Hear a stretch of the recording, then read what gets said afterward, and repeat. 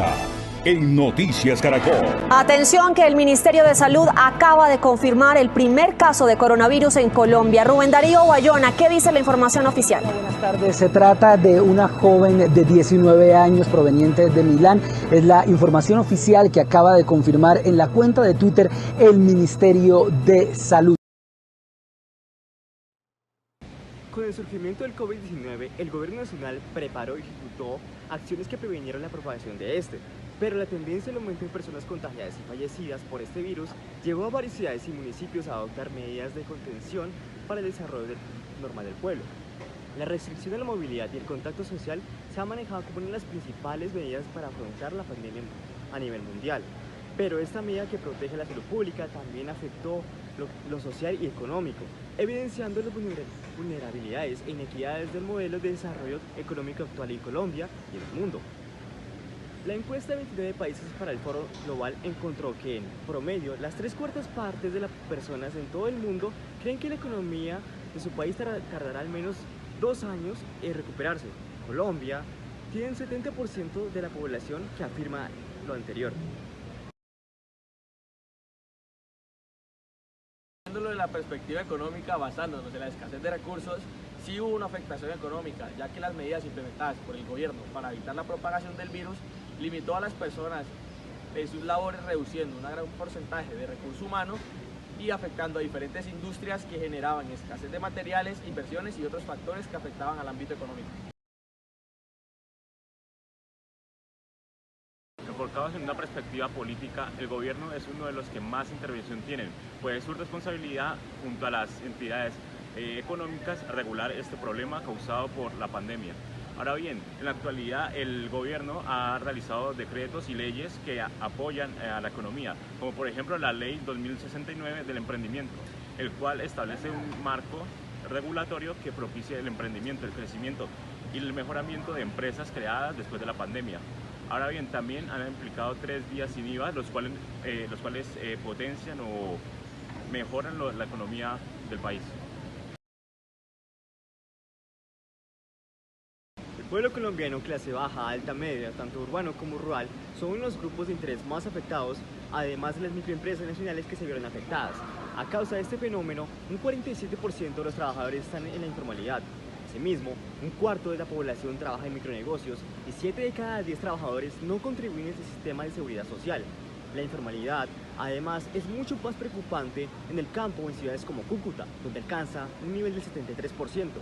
Por otra parte, la tasa de pobreza multidimensional en Colombia aumentó a un 19,6% y la pobreza monetaria a un 27%.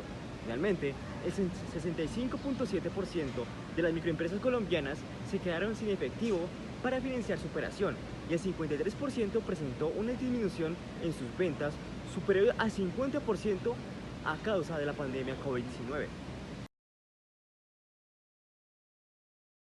¿Cómo se ha ejercido el liderazgo aquí y desde qué actores?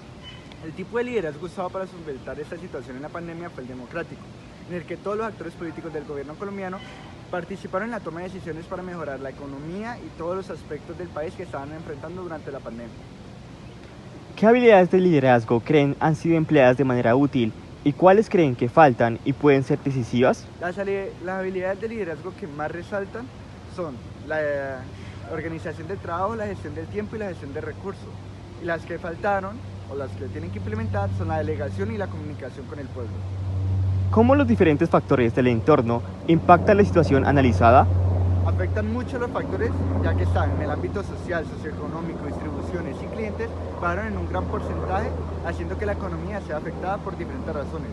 En estas razones está el confinamiento, el cierre de comercialización y los empleos.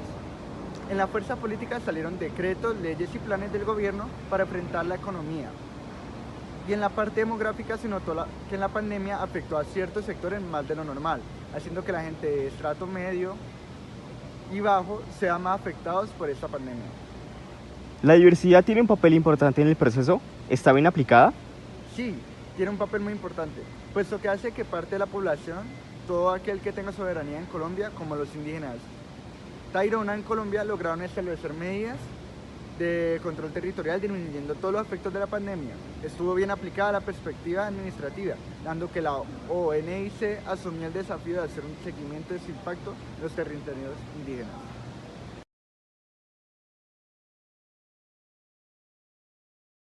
Buenas noches, en esta ocasión nos acompaña Ricardo Marrugo, gerente de droguerías Confaldi, y él nos va a hablar un poco sobre el impacto económico que tuvo el COVID en su negocio.